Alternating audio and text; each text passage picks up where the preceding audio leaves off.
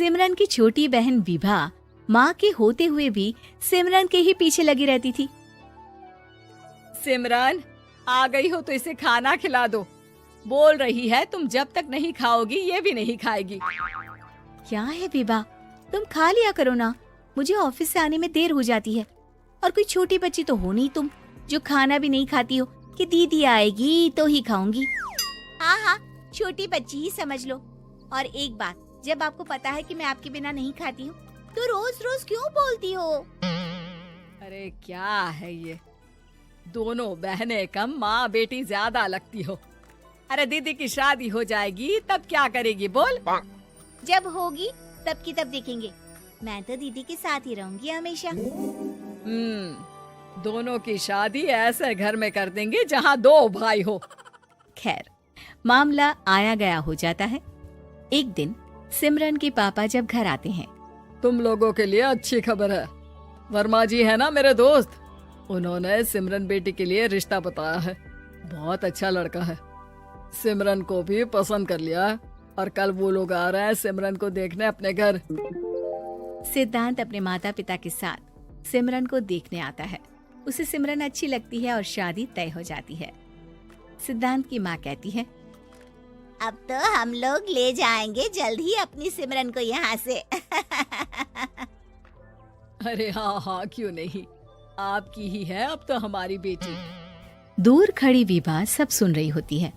अब तो दीदी की शादी हो जाएगी, फिर तो वो चली जाएंगी। दीदी के बिना मैं कैसे रहूंगी?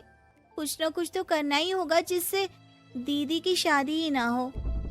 सभी के जाने के बाद क्या शादी के बाद दीदी हम लोगों के साथ नहीं रहेंगी? अरे नहीं तो फिर क्यों रहेगी, शादी हो जाएगी तो अपने घर चली जाएगी ना। तो मैं भी जाऊंगी उनके साथ, मेरा भी सामान पैक कर देना। अरे कैसे बात कर रही हो विभा, दीदी के ससुराल छोटी बहन नहीं जाती। हाँ, कभी कभी जाकर मिलाना और रोज फोन पर भी बात कर लेना, ठीक है? नहीं पापा, आप तो जानते हैं मैं दीदी के बिना खाना भी नहीं खाती, ना ही मुझे उनके बिना नींद आती है। सिमरन बहन की बात सुनकर इमोशनल हो जाती है। अगले दिन से विभा खाना खाना छोड़ देती है। लोगों के लाख समझाने के बाद भी विभा ना खाती है ना ही सोती है। अंत में हार मानकर सिमरन सिद्धांत से मिलती है। सिद्धांत, मेरे मम्मी पापा ने बचपन से ही विभा और मुझे साथ रखा। वो मुझसे बहुत जुड़ी है। मुझे उसकी टेंशन रहेगी शादी के बाद, क्योंकि वो मेरे बिना नहीं रह सकती है। अरे ये तो छोटी सी बात है, वो हम लोगों के साथ हमारे घर में रह सकती है। जब उसकी अकल आ जाएगी या वो समझ जाएगी कि तुम्हारा घर वो नहीं बल्कि ये है, तो हम उसे घर छोड़ आएंगे, ठीक है? सिमरन खुश हो जाती है क्योंकि वो यही चाहती थी। वो माँ पिता से बात कर लेती है। अरे कैसी बात कर रही हो सिमरन, भला बेटी के ससुराल में हम छोटी बहन को कैसे भेज दे? जमाना क्या कहेगा? अरे तू पागल हो गया है, मना कर दे। इस शादी में इन लोगों का तो ये चलता ही रहेगा, कभी बहन यहाँ आ रही है, कभी वो बहन के पास जा रही है। अरे शादी हो रही है, कोई मजाक थोड़ी ना हो रहा है ना बाबा ना। माँ कैसी बात कर रही हो, सिमरन से मैं जुड़ाव महसूस कर रहा हूँ और इतनी सी बात के लिए इतनी अच्छी लड़की को कैसे छोड़ सकता हूँ? सिद्धांत की भी जिद होती है कि वो सिर्फ सिमरन से ही शादी करेगा, और होता भी वैसा ही है। सिद्धांत और सिमरन की शादी हो जाती है और दहेज में आ जाती है विभा। शादी के बाद बुआ सास कहती है,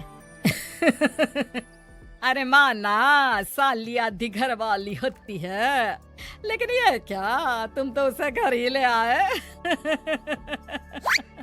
तभी चाची कहती है, सिद्धांत को तो हम लोगों ने सीधा समझा था, लेकिन सबसे तेज तो यही निकला।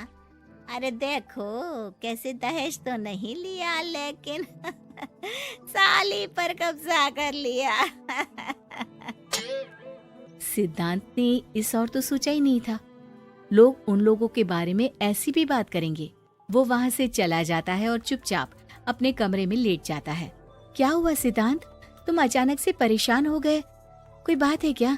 अरे नहीं नहीं, वो थक गया था ना, शादी की सारी तैयारी और रस्मों के बीच, सोच रहा हूँ थोड़ा आराम कर लूँ।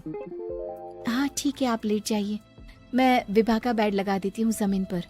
क्या वो यहाँ सोएगी? हाँ, बताया तो था कि उसे नींद नहीं आती मेरे बिना। तो तुम आराम से लेटो ऊपर, हम लोग नीचे बिछा लेते हैं।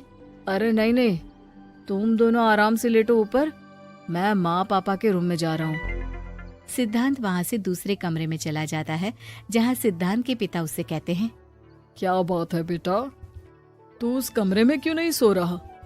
बहू से लड़ाई हो गई है क्या शादी के पहले दिन ही? अब नहीं पापा, वो दोनों बहनों को बात करनी थी और मुझे नींद आ रही है तो मैं यहाँ सोने चला आया। अगले दिन सिद्धांत तैयार होकर ऑफिस जाता है।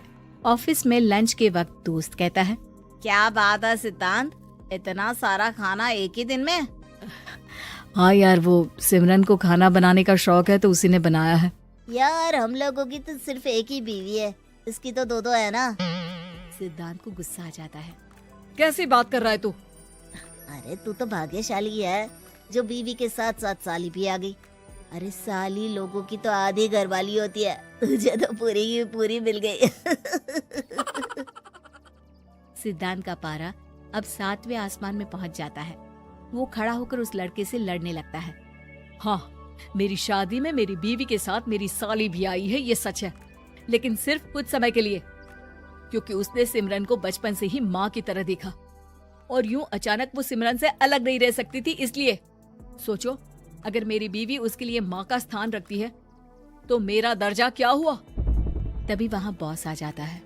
माफ करना सिद्धांत, यहाँ इस मेंटल लेवल के लोग हैं, जरूरी नहीं साली सिर्फ आधी घरवाली ही हो, कभी वो छोटी बहन तो कभी बेटी भी होती है। वेल डन सिद्धांत। सिद्धांत को अब ऑफिस में कोई कुछ नहीं कहता, लेकिन आस पड़ोस का वो तो वही हाल रहता है।